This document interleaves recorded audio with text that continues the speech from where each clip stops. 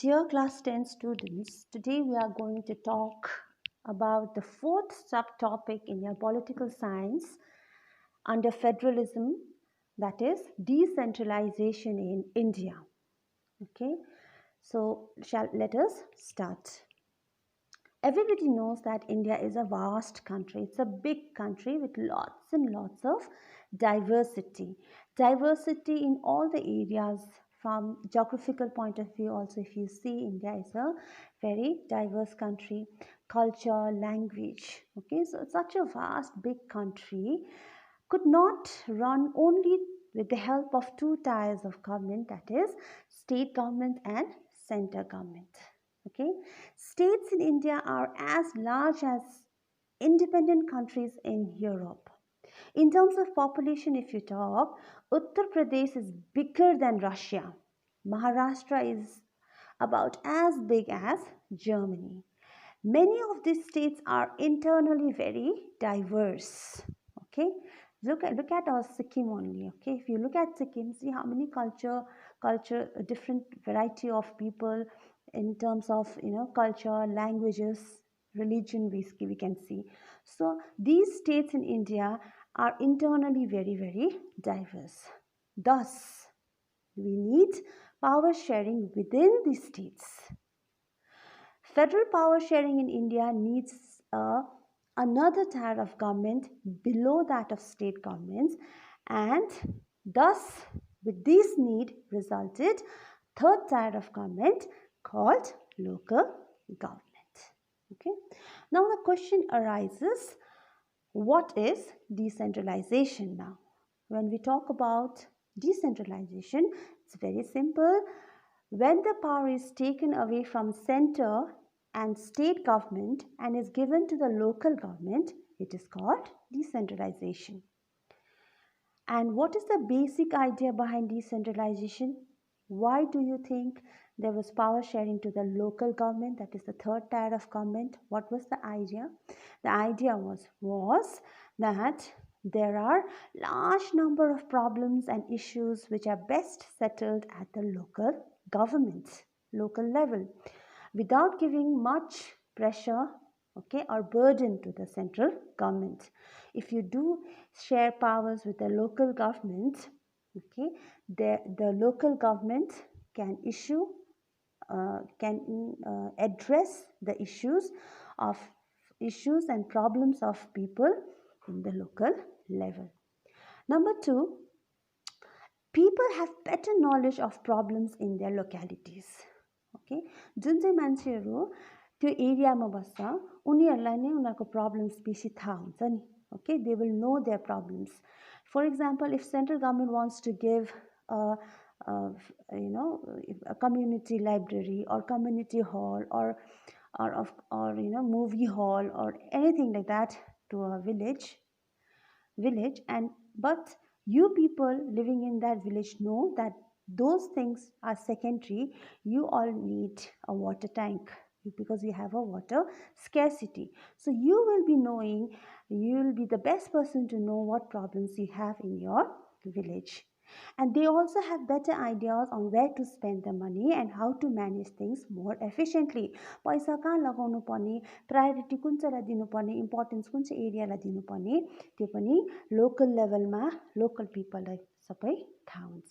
Okay, and very important point is that it is through this power sharing that people at the local level can directly participate in the decision making process. This is the important principle of democracy, isn't it? That whenever decision is taken in a democracy, people should be having the opportunity to give their opinion, isn't it? Participate in the discussion. So this is exactly what is happening in the local level. किनकि ग्राम सभामा चाहिँ 18 years देखि उकालो सबैजना members हुन्छ village को, and they can actually participate in the decision making process. Okay, so this was the basic idea behind decentralization. Now this need of decentralization was recognized in our constitution, because before 1992, if I tell you children, the decentralization जुन चाहिँ हुनुपर्छ, power sharing हुनुपर्छ भनेर भनिन्थ्यो है, त्यसलाई त्यति बेसी importance दिएको थिएन.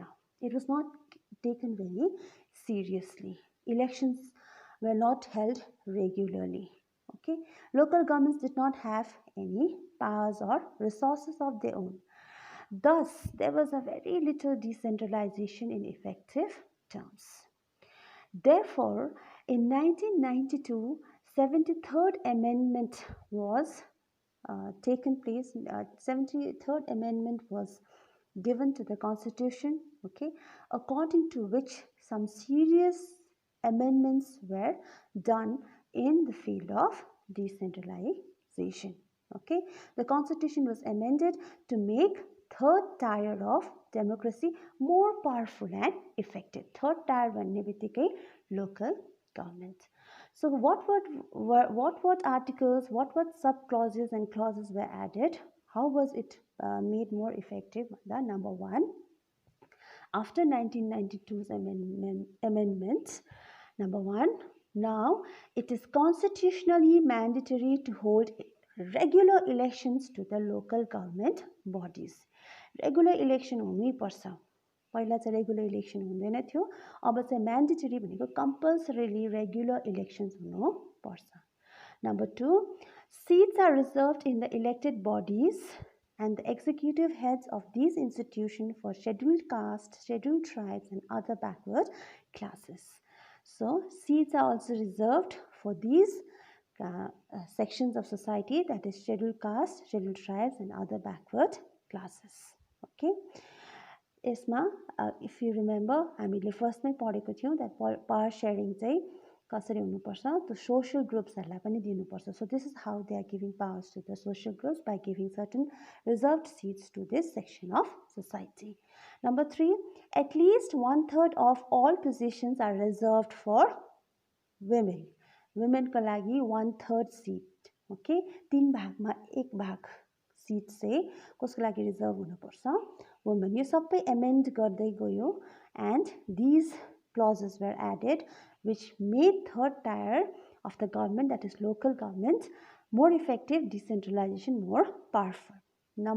Next number is an independent institution called the State Election Commission has been created in each state to conduct panchayat and municipal election. Panchayat, municipal, panchayat rural area ma, municipal elections towns raw cities ma, यो सबै third tier मै आउँछ, decentralization मा, decentralized powers मा आउँछ. So panchayat र municipal elections चाहिँ कसले conduct गराउनु पर्यो? An independent body called State Election Commission. Okay.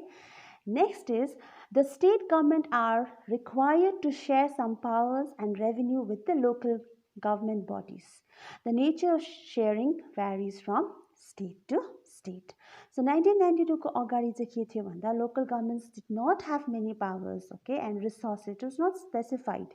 तर अब चाहिँ के भयो, after the amendment 1992 to make decentralization, third tier of democracy, more powerful and effective, they made it mandatory for state government and to share certain powers and revenue with the local government bodies.